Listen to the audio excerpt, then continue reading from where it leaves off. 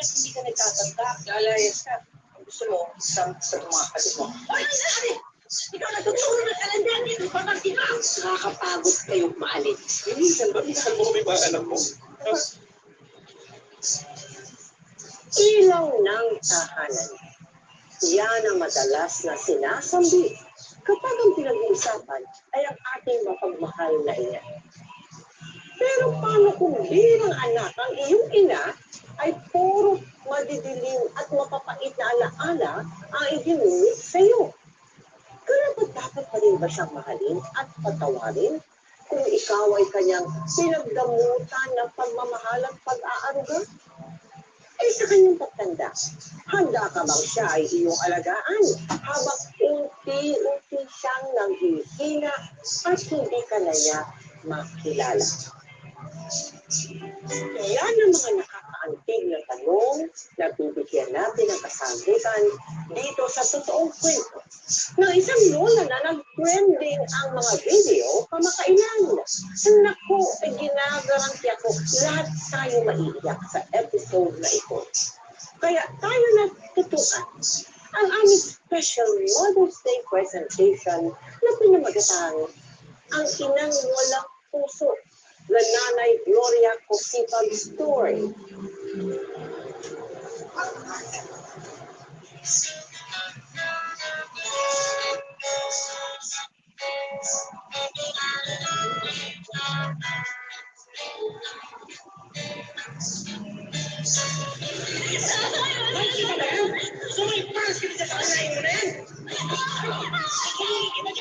O wala kay silbi!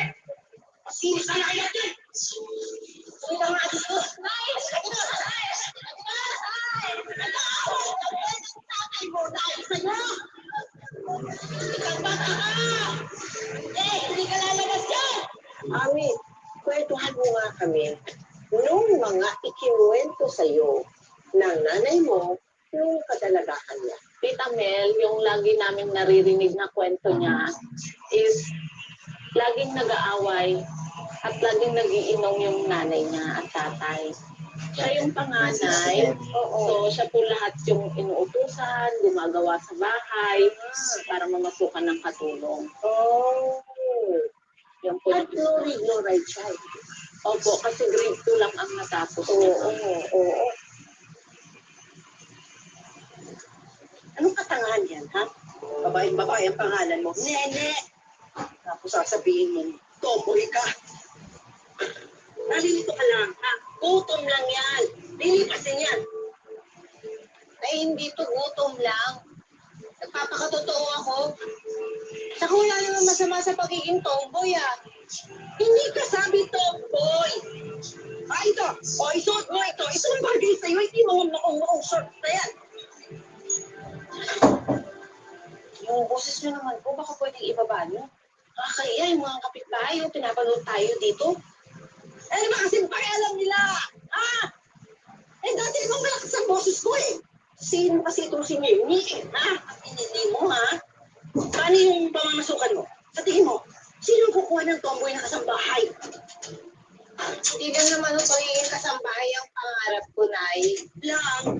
Nilalang mo ang pagiging katulong. Yun ang pinambuhay namin sa inyo. Yung mga kamay ko na sugat-sugat. Yung likod ko na nirarayuma.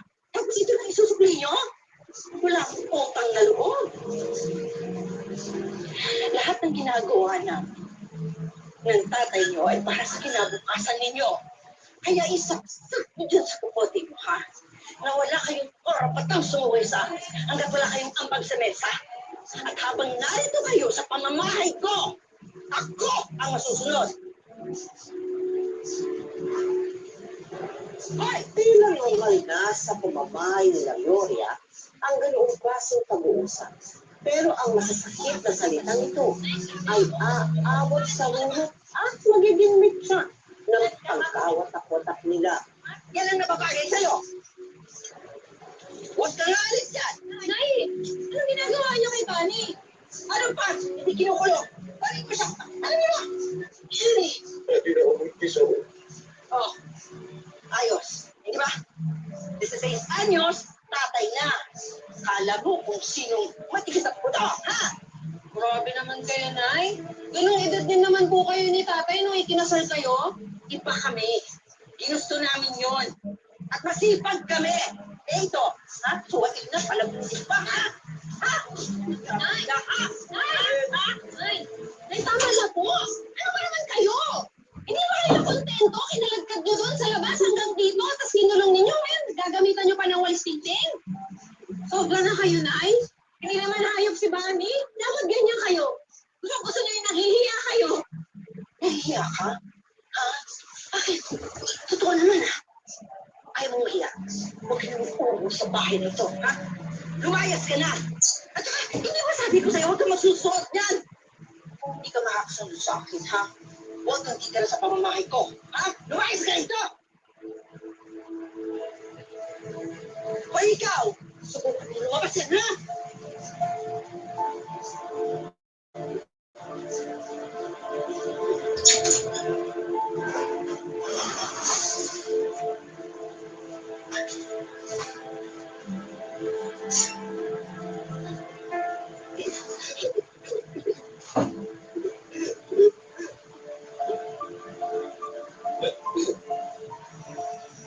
Ate, ano ba di ba magbago yung isip mo? Saksawa na ako, Ami. Hindi ko na kaya si nanay. Alis na ako. Pero huwag kayo mag-alala. Babalikan ko kayo. Pasasamahan kita sa barangay para mapalabas si Bunny.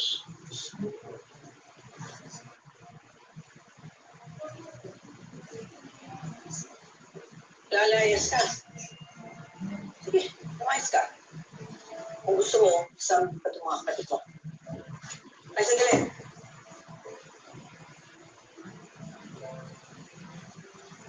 Dagdag mo pa ito para mabawasan naman ang mga labahin ko dito.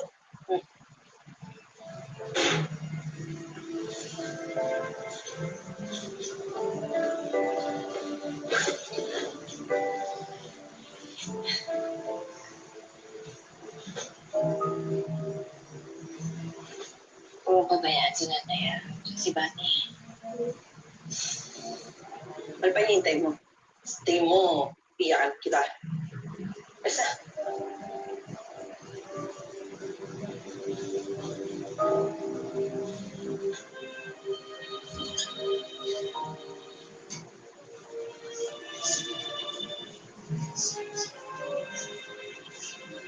Para sa birthday niyo na Happy birthday.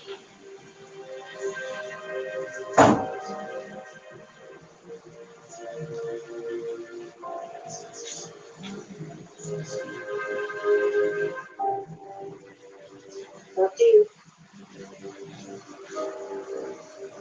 Nay, bakit ba napakasama po ninyo? Anong klase po ba kayong nanay? Wala po ba yung puso?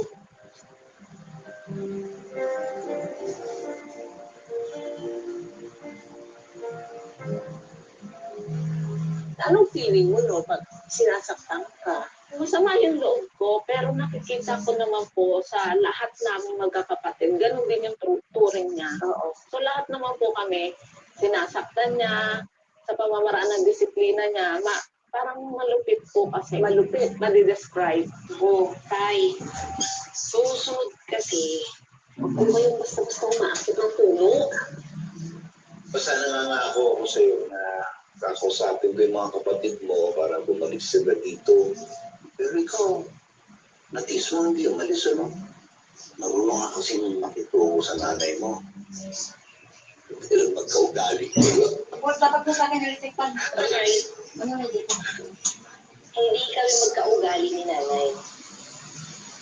Unang-una, hindi ako nananakit, hindi ako naninigaw, at hindi ako nananahiyap. Pareho kayong matapang. Matibay. Minsan, matigas ang puso. Hindi mo na nananay mo. Kasi, hindi nakaramdam ng pagmamahal ng bata ko sa akin. Yun na nga, tay. Bakit kasi,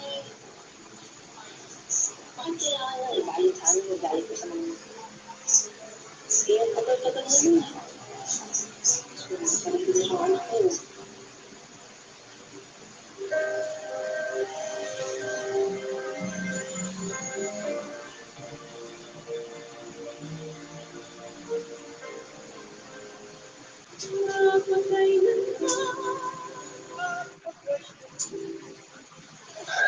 Ay.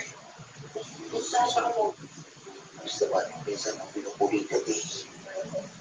O, binila ko kayo ng pauulam nyo.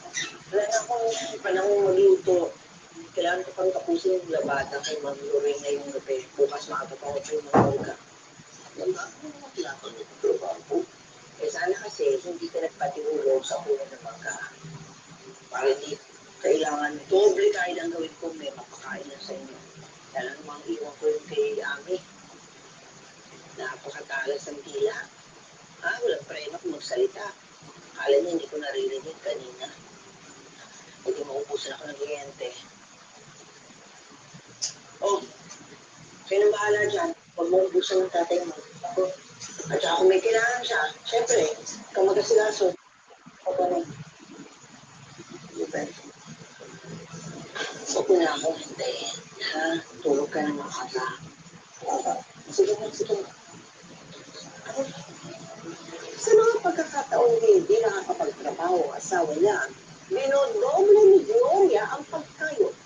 Sa ganitong paraan niya ay pinapakita ang mga sakripisyo handa niyang gawin para sa pamilya.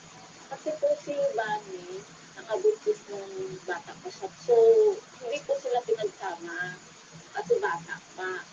Oo, ngayon nagsama ulit sila, nagkaroon naman ng ulit ng anak, si Casey na. Oo, so nagsama na. Eh, hindi po magkasundo kasi mga bata. So, naghiwalay po. Oo. O di ka lang, hindi niyo matipid. Ilalakak mo ba? Nagutom na ako kagabi na kaya nagluto ako. Tsaka kakarampot na lang po yung natira dyan. Kaya huwag mo ko style. Ha? Ano ba naman kayong dalawa? Magtiga na nga na pinagtatalunan pa rin yung malamig kayo mga kapitbahay. Paano po kasi tayo kung si nanay? Kung makapagsalita, akala mo nakaon sa pera. Hoy, sumarap ka sa akin pag kinakausap kita ka. Kila mo yung drama mo. Kila mo sakit ka ng kumukulungan tika. Gusto mo? Ha?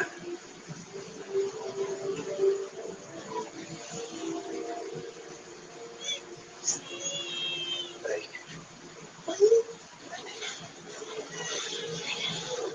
Nay. Okay lang ba dito muna kami? Kasi naghiwalay kami ng nanay dito eh. Sinama yung panganay. Siyempre naman. Siyempre naman. Oo. Ano ba nangyayari? Ba't hindi ito nagigil yan? Ano? Hindi mo ba sa akin ipapagbuhat yan?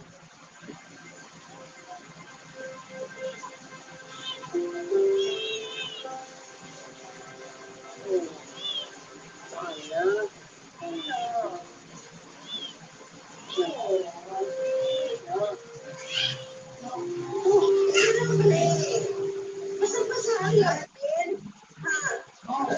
Dapat pang, di ba kayo umakyat dito pang?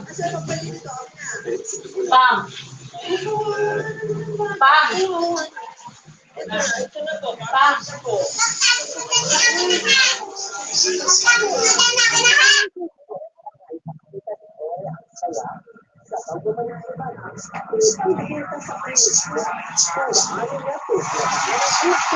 Kristen! Balutan ka dito! Balutan!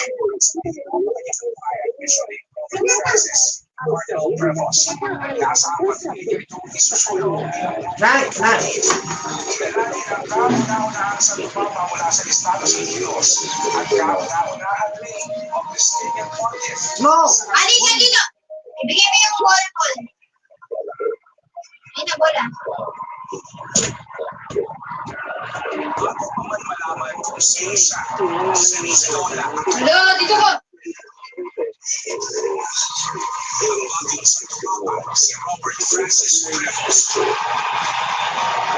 Ang 69 na taong gulang na kardinal na magiging ika-200 at 67 pinuno ng Simbahang Katolika.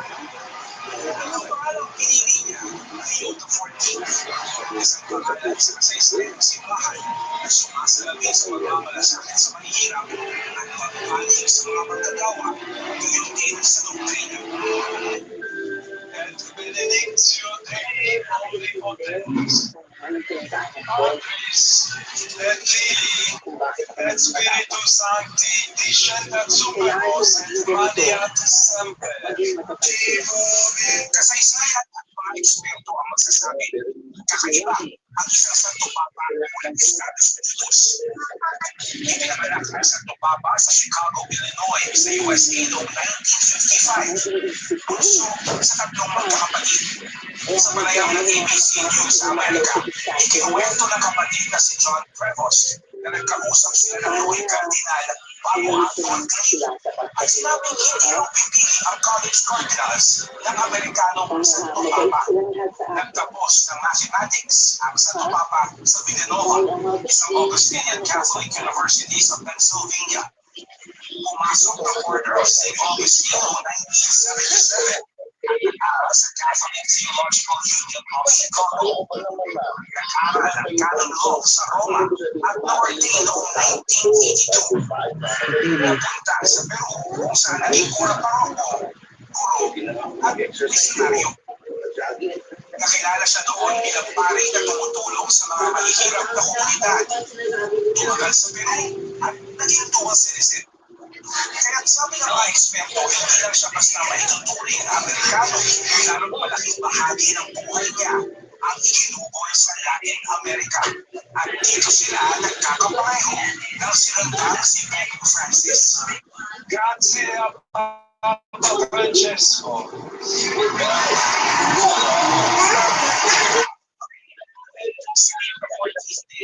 Ang Santo Papa na Augustinian. Naging prior general din ng Augustinian Religious Order. Kaya nakailang bisita Dalawa kayong nag-ano para kayong mga aso. One man and one heart depend upon God is vain. With a kind of mindset that is innocent with the essence of sin, opposition, Ala, may...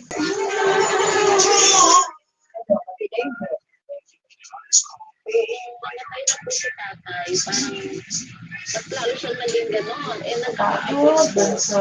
So, ang nakaranas din. Ay, tama na yung dali bunso. Kapag kasi kung may naabot ka ng gabi, ayos yun na, ba't magbandaw pa ayos?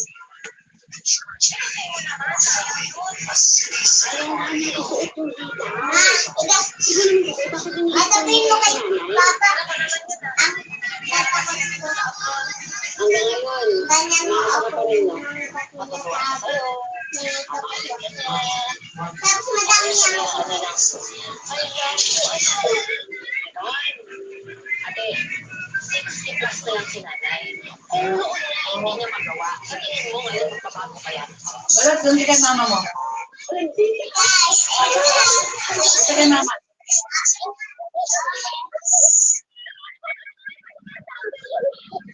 Mana, sabi mo ako yung pantay.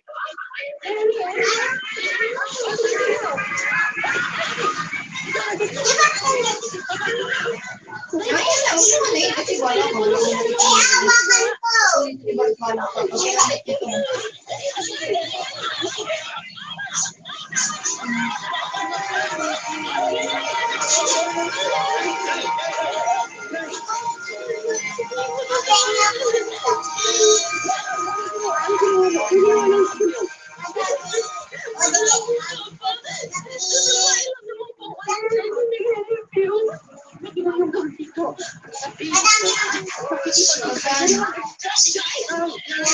Ay, tama naman ako. Nalagyan niya po si Casey. Huwag niyo naman pinapahiya doon sa labas. Nakakahiya sa harapan ng maraming tao. Wala.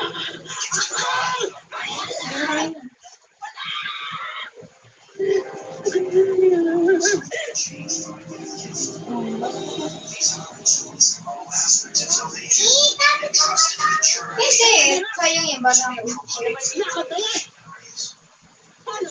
Kaya din sa sarili niyo na mahal. Hindi niya makalakas. Nandun sa may exit. Dito na po ang bahay ko.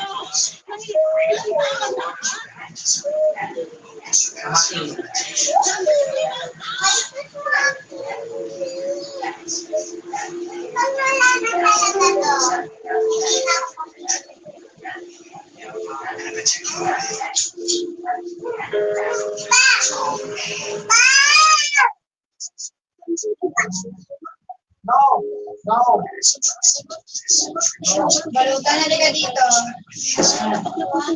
Balot! Ang layo-layo na. Kukulim sa inyo, Lola.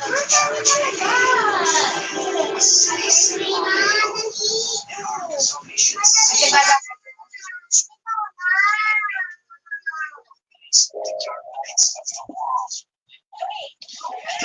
Not so much to the magnificence of our structures and grandeur. Inakala ng kanyang mga anak na ang pagiging makakalimutin ni Gloria ay epekto lamang ng pagtanda. Ngunit sa paglipas ng panahon, napansin nila mas naging agresibo, mas mabilis magalit, at nakakagulat na ang mga itinipilit ni Gloria. Napakalayo pa.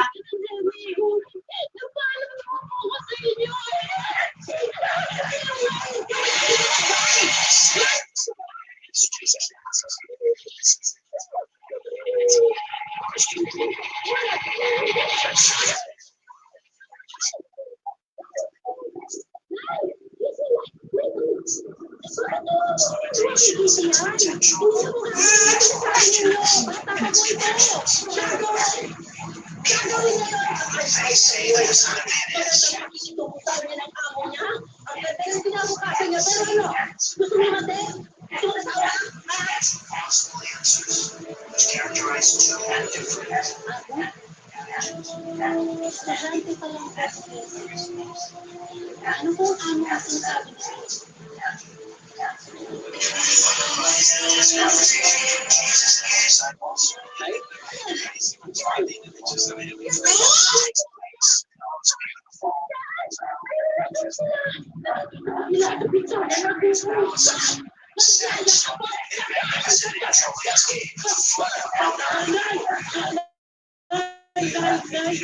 Anak ko si Casey. Ano sinasabi mo?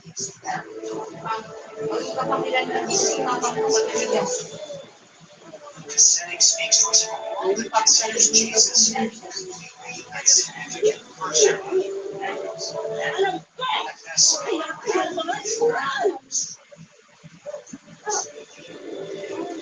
Kaya Lakasan mo ang TV mo, Paul. Lakasan mo. Hindi ko marinig.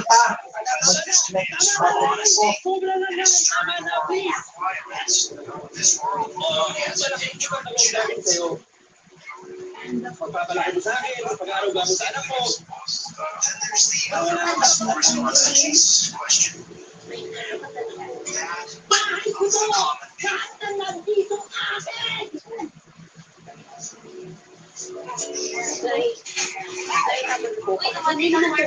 Ay, wala mga question. Who speaks well, says the right things. One of the great prophets in the history of Israel. That's why they follow him.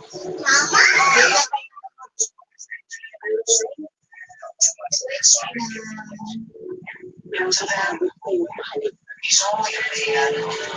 And therefore, times of danger, times passion, God will teach us. Abandon him and leave him to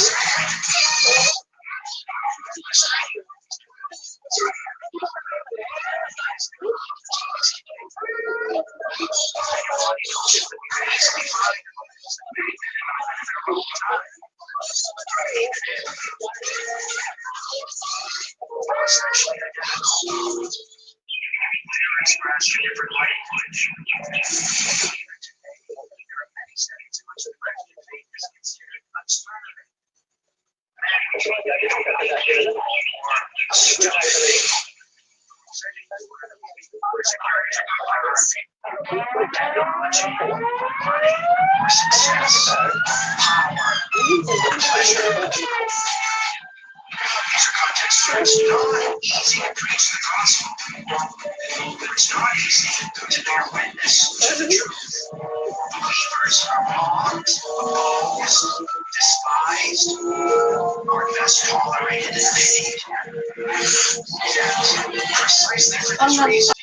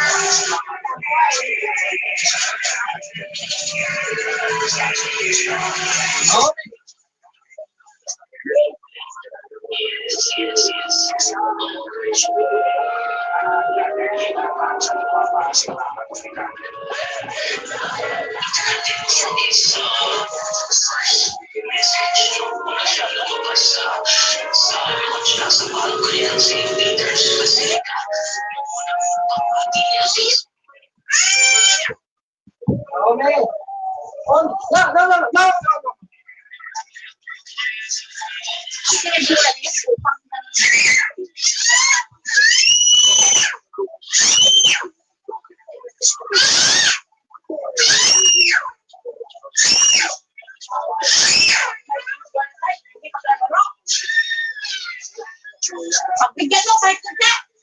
Ano ka di mo nga?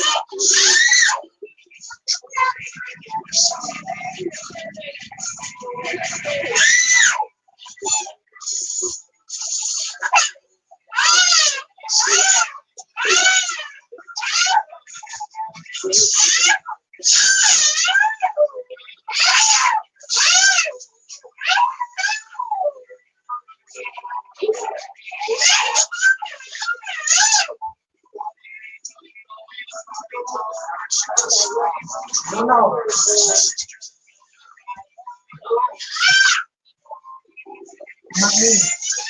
No.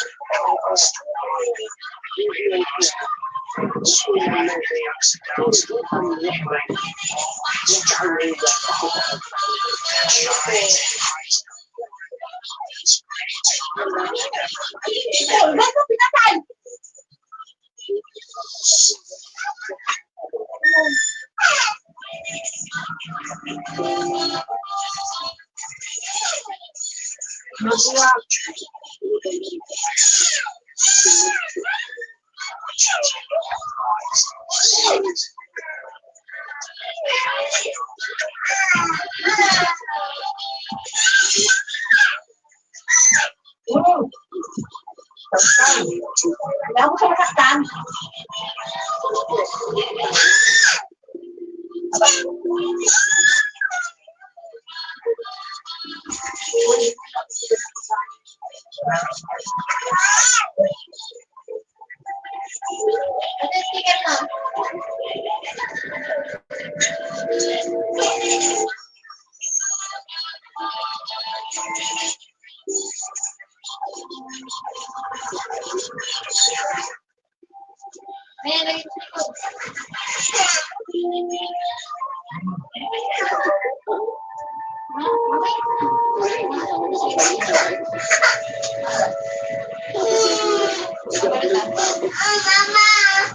Ano gusto? Ano?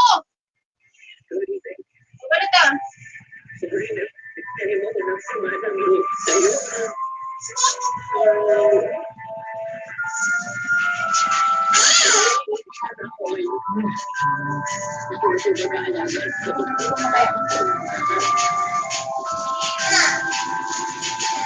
Ano?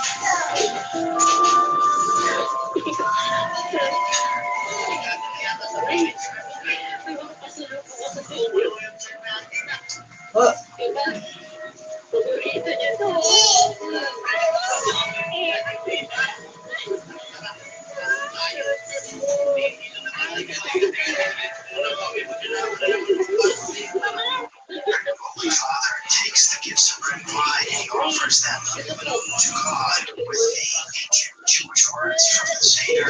Blessed are you, Lord God of all creation, for your goodness we receive this bread we offer you. For the earth and the work of human hands, come from us the bread of life.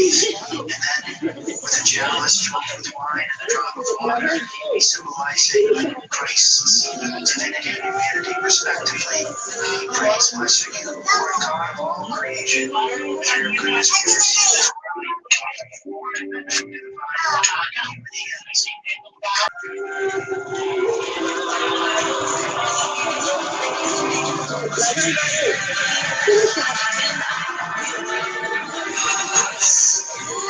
Nakakainis kasi buwak. Hindi mo kasi yun, isang buwan lang. Isang buwan na. Nagka-14, mag-isang buwan na. Naisip ko yan eh. Buti kung hindi siya magkaroon ulit ng problema. Pag hindi kayo nagkaroon ulit ng problema, hindi talaga kayo makalapit sa amin ng tulong pa.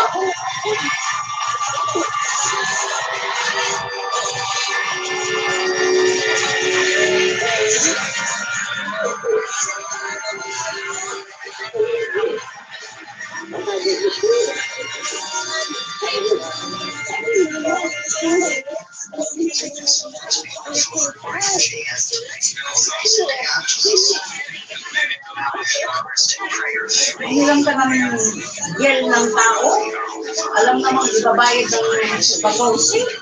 Tapos sabi mo, sige, babayaran mo ng kaposi, tapos hindi mo maibigay ng kaposi. Naabos na lang yung magkakaposi ulit. Di ba mag-break? Paano ba mag-break mo?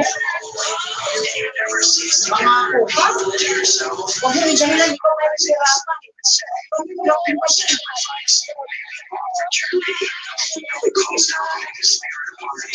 Hindi lang ikaw naghihirap, hindi lang ikaw walang bigat. Wala mo na itulong ng kapatid mo. Binibigay sa babae niya yung sila niya. Kaya nahihirapan ang pamilya na. Eh, walang babae yan. Makaabot kayo ng mga 1,000 may babae. Kung nakulokuri yung tao ng bilisyo na yan. Yung tao. Alam mo,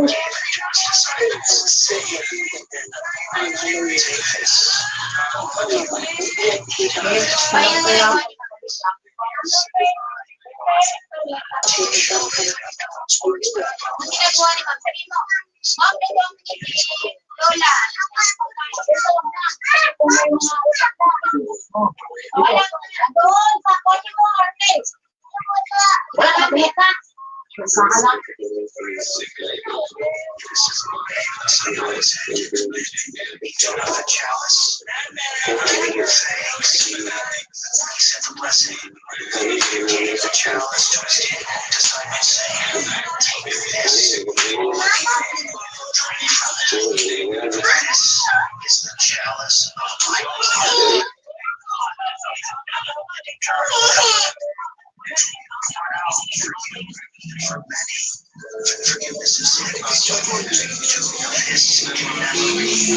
Pag di ka namin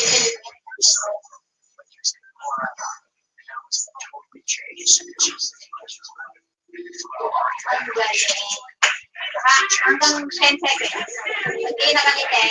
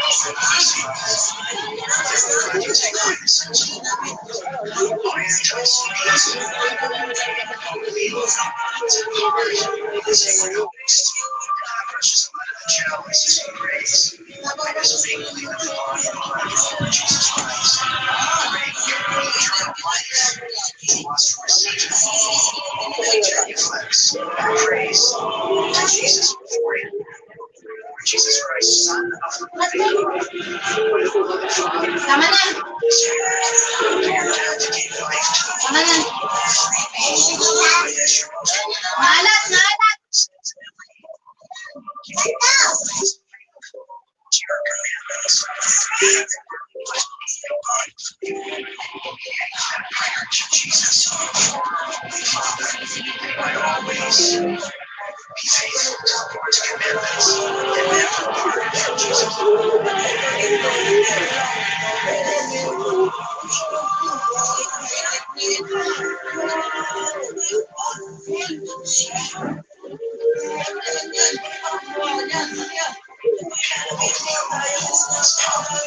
Jesus.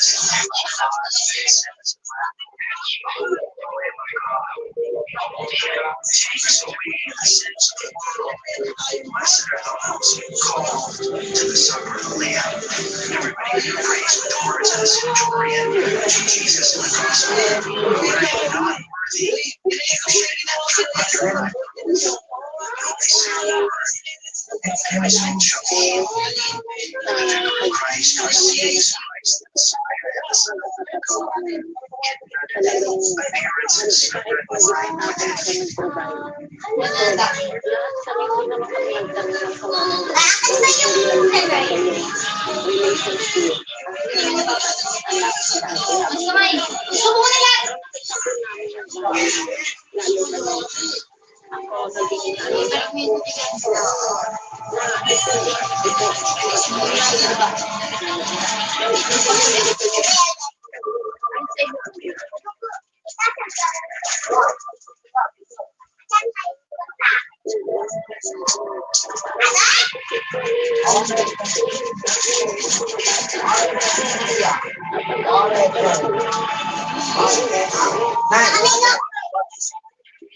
Mamaya po, tapos po namin na lang.